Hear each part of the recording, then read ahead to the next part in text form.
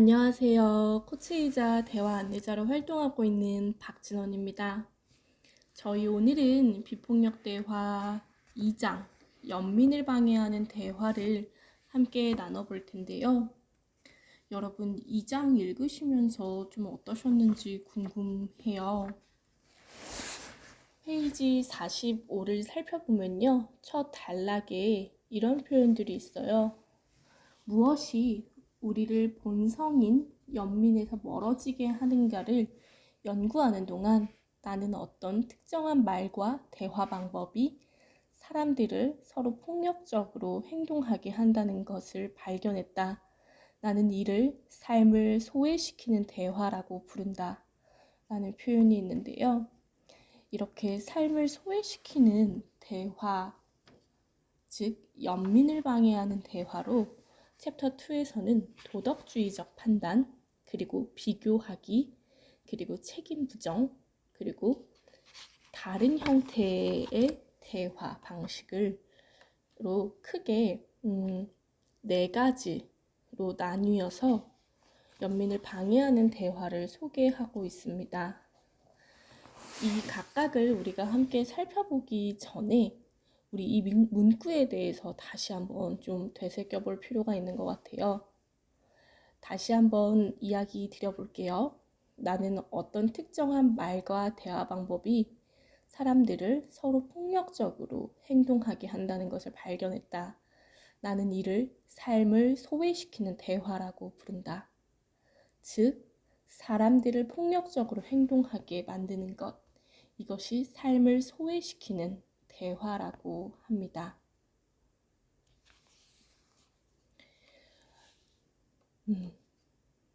그렇다면 삶을 소외시킨다? 이거는 구체적으로 어떤 의미를 갖고 있을까요? 지금부터 아까 언급드렸던 4가지를 하나하나 살펴볼 텐데요.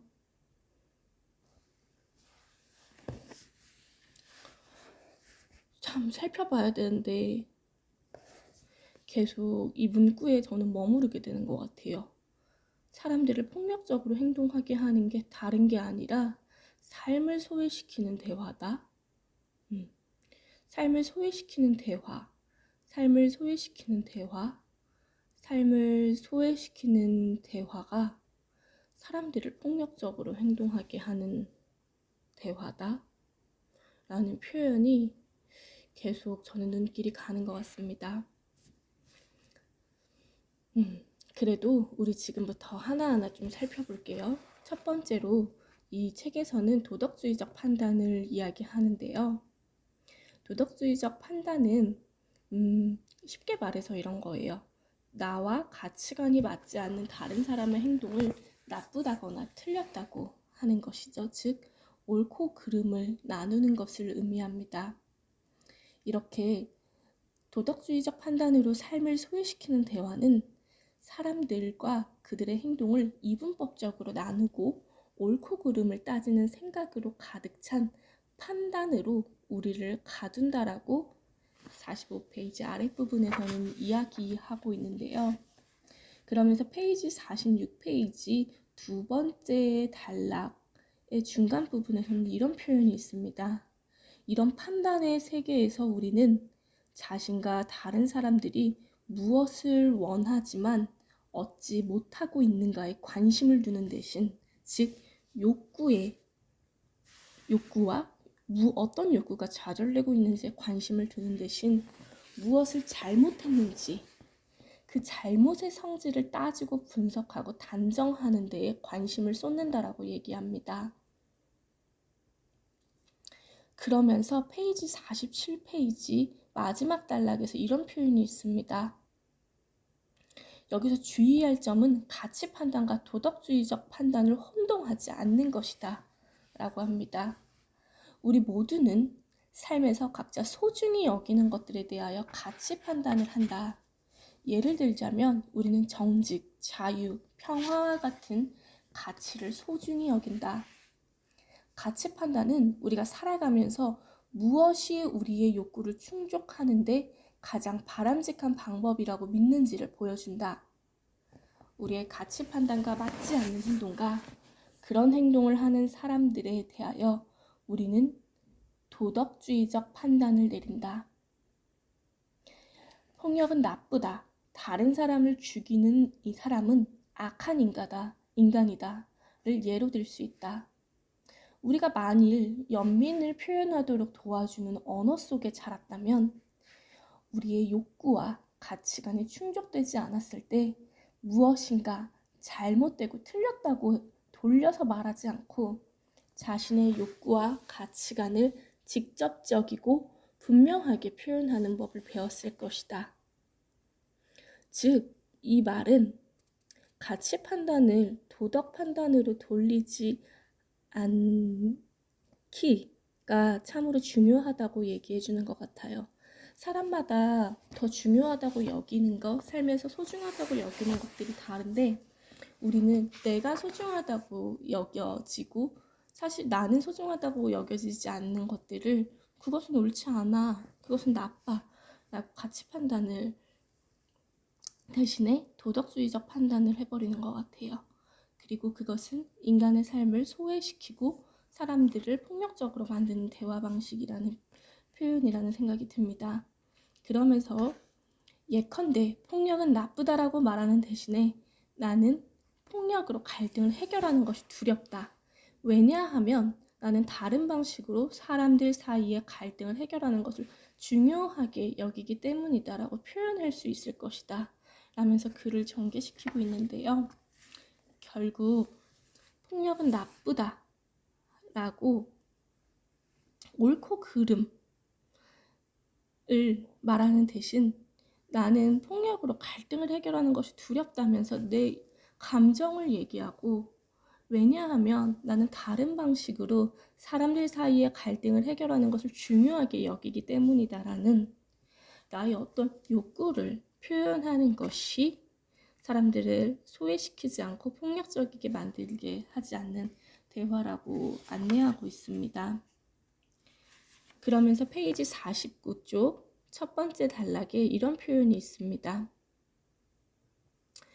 폭력은 그것이 언어적이든 심리적이든 신체적이든 또는 가족 안에서 일어나든 종족이나 나라 사이에서 일어나든 그 뿌리에 갈등의 원인을 상대방의 탓으로 돌리는 생각이 있다. 이것은 자신이나 다른 사람의 내면의 진실, 곧 자신이나 다른 사람이 무엇을 느끼고 두려워하고 동경하며 원하는가라는 관점에서 생각하지 못하기 때문이다. 우리는 이러한 사고방식이 얼마나 위험한지를 미국과 구소련이 대립하던 냉전시대 내내 보았다. 당시에 미국의 지도자들은 소련을 미국식 삶을 파괴하려는 악의 제국으로 보았다. 반대로 소련의 지도자들은 미국인들을 소련을 정복하려는 제국주의의 압제자라고 했다. 양쪽 중 어느 누구도 그 같은 말 뒤에 숨어있는 두려움을 인정하지 않았다 라고 표현하고 있습니다.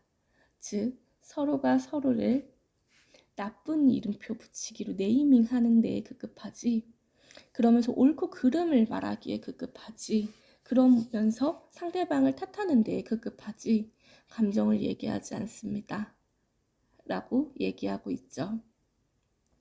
그래서 삶을 소외시키는 대화 방식은 옳고 그름을 이야기하며 나쁘다거나 틀렸다거나 판단하는 것에 있는데 우리 그러지 말고 두려우면 두렵다고 힘들면 힘들다고 이야기하고 그 안에 숨겨진 나의 감정과 욕구를 얘기해보자라고 비폭력대화 책에서는 이야기하고 있습니다. 그리고 49페이지 이제 하단에 보면 두 번째 비교하기가 나와 있는데요. 비교하기는 제가 여러분들께 여러 번 언급드렸듯이 내가 만약 타인과 나를 비교하고 있다면 스스로를 수치심을 주어서라도 무언가 움직이게 하는 방식 중에 하나라고도 볼 수 있습니다. 그러니까 당연히 나를 소외시키는 대화 방식이고 나를 소외시키는 방식이고요. 그것은 삶을 소외시키는 대화이며 연민을 방해하는 대화일 수밖에 없다는 생각이 듭니다. 그리고 세 번째 페이지 51을 보면요. 책임을 부정하기라는 챕터가 있는데요. 책임을 부정하는 부정하기 챕터에서는 이렇게 표현하고 있습니다. 51페이지 첫 단락을 봐주세요. 삶을 소화시키는 대화 방법의 또 다른 형태는 책임을 부정하는 것이다. 삶을 소외시키는 대화 방법은 우리 각자가 자신의 생각, 느낌, 행동에 책임이 있다는 의식을 흐리게 한다. 어떤 일들은 네가 좋든 싫든 상관없이 꼭 해야만 해. 또는 너는 내가 죄책감을 느끼게 만들어. 에서 보듯이 우리가 사용하는 해야만 한다, 느끼게 만든다와 같은 표현은 우리가 어떻게 자신의 행동에 대한 책임을 모호하게 하고 자신의 느낌과 생각에 대한 책임을 손쉽게 부정할 수 있는지를 보여주는 말들이다 라고 이야기하고 있습니다. 그러면서 페이지 53페이지에 그 핑크색 박스에서는 이렇게 얘기하고 있습니다. 우리는 선택의 여지가 없다는 의미의 말을 선택을 인정하는 말로 바꿀 수 있다 라고 말하고 있죠. 그러면서 한 가지 예시가 이제 아랫단락에서 나오는데요. 제가 한번 이 예시를 여러분들께 안내해 볼게요.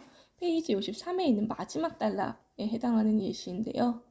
다른 한 번은 내가 교사들과 상담할 때였다. 한 교사가 학생들을 성적으로 평가하는 일이 너무 싫어요.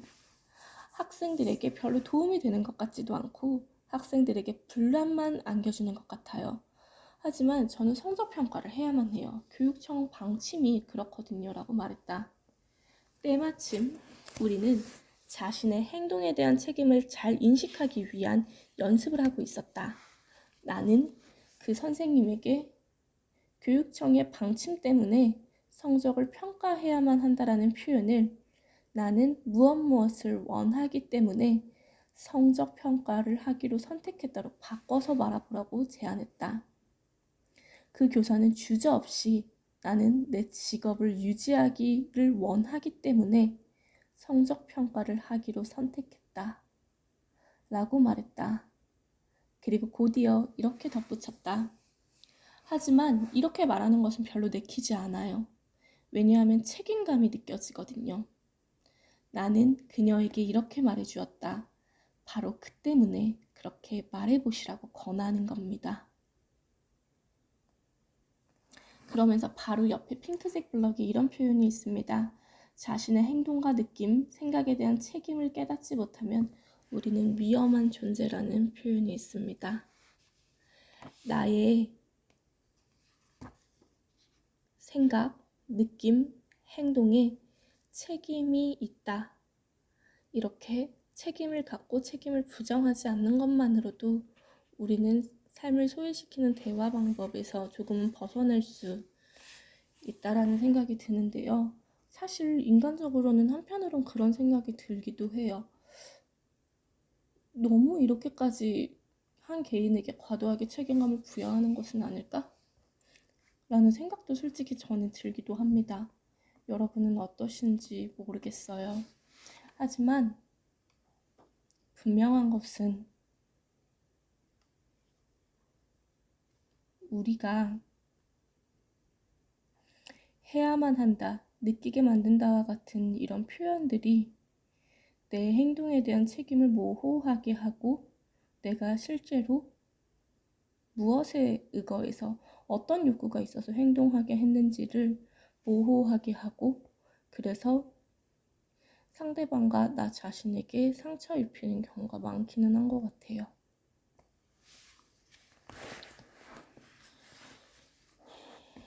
그리고 페이지 55에서는 삶을 소외시키는 다른 형태의 대화 방법들로서 강요를 얘기하는데요. 그러면서 두 번째 단락에 이런 표현이 있습니다. 우리 아이들이 나에게 강요와 관련된 소중한 교훈을 준 적이 있다. 자녀들에게 강요하는 것이 부모의 의무라고 라는 생각이 어느 사이엔가 내 머릿속에 들어있었다. 그러나 아이들에게 강요는 얼마든지 할 수 있지만 아무것도 억지로 하게 할 수 없다는 것을 배웠다. 저는 이 표현을 보면서 예전에 저희 고등학교 선생님께서 머리 옆에 칼을 들이밀어도 공부는 억지로 시킬 수 없다라고 했던 말씀이 기억이 나요. 그렇게 하면 공부를 억지로는 할 수 있지만 사실 머릿속으로 다른 생각을 얼마든지 할 수 있기 때문에 결국 표면적인 것만 억지로 하게 할 수 있지 실질적으로 그 사람을 움직일 수는 없다라고 했던 표현이 생각나는데요. 이렇게 강요해서 무언가를 행동하게 만들면 정말 그 행동은 어떻게 보면 표면적인 행동은 할 수 있겠지만 사실은 그 사람을 소외시키고 나 자신을 소외시키고 그래서 우리의 관계를 소외시키는 방식으로 관계를 맺게 되는 것 같아요. 그러면서 페이지 55페이지 맨 마지막 단락에 어떤 행동은 상을 받을 만하고 또 어떤 행동은 벌을 받아 마땅하다라는 관점에서 말하는 것도 삶을 소외시키는 대화의 형태이다.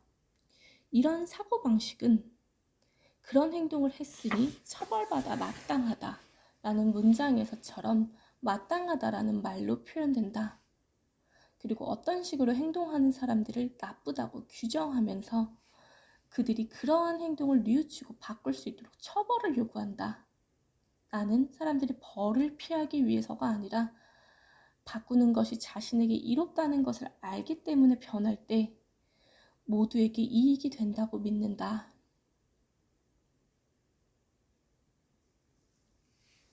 그러면서 비폭력 대화에서는 이렇게 얘기합니다. 우리 대부분은 자신이 무엇을 느끼고 원하는가를 알아차리기보다는 꼬리표를 붙이고 비교하고 강요하고 판단하는 말을 배우면서 자랐다.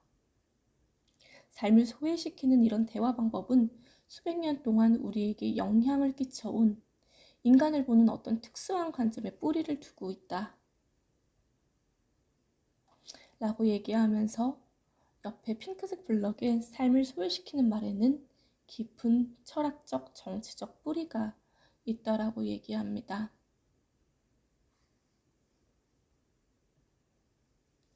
그러면서 페이지 56페이지 맨 마지막 단락에 이런 표현이 있습니다. 삶을 소외시키는 대화 방법은 위계제 또는 지배, 피지배 사회구조에서 시작되었고 동시에 그러한 사회구조를 계속해서 유지하는 역할을 하고 있다. 왕, 황제, 귀족 등 소수 지배자들이 자신의 이익을 위해 대다수 인구를 통제하려면 대중이 노예 같은 사고 구조를 가지도록 교육할 필요가 있다. 틀렸다나 해야만 한다 또는 안 하면 안 된다와 같은 말들은 이러한 목적에 아주 적합한 언어이다. 나쁘거나 잘못됐음을 암시하는 도덕주의적 판단으로 생각하도록 훈련받을수록 사람들은 무엇이 옳고 그르고 좋고 나쁜가 하는 판단의 기준을 외부의 권위자에게 구하게 된다. 자신의 내면에서 느끼는 진실보다 남이 나를 어떻게 평가하는가가 더 중요해진다. 그러나 인간은 스스로의 느낌과 욕구를 분명히 인식할 때 우리는 더 이상 온순한 하인이나 착한 노예가 되지 않는다 라고 표현하고 있습니다. 저는 여러분들이 만약 나 스스로를 소외시키는 대화를 하고 있다면 내가 사랑하는 사람을 소외시키는 대화를 하고 있다면 그래서 우리의 삶을 소외시키는 대화를 하고 있다면 우리가 서로의 마음을 무엇을 원하고 무엇을 바라는지를 들여다보지 않고 판단하는 대화를 주로 하고 있다면 나의 이 말에는 어떤 뿌리가 있는지 한번 살펴보는 시간이 되셨으면 좋겠습니다. 저는 대화 훈련에서 그것을 파악하는 방식으로 자동적 생각, 인지오류, 핵심 신념을 통해서 한 개인의 내면적인 삶을 살펴보는 작업들을 하고 있는데요. 사실은 한 개인의 내면적 삶의 경험 안에는 다양한 사회적인 이슈가 포함되어 있다라는 생각이 듭니다. 사회적인 어떤 분위기, 문화, 그때의 시대적 배경 이런 것들을 무시할 수가 없죠. 그래서 내 언어를 구성하고 있는 것, 내 관계를 구성하고 있는 것들 중에 사회적인 어떤 배경들이 어떻게 내 삶에 미치고 있는지 한번 돌아보시는 시간을 가지셨으면 하고 진심으로 바라겠습니다. 그럼 제 2장은 여기까지 마치겠습니다.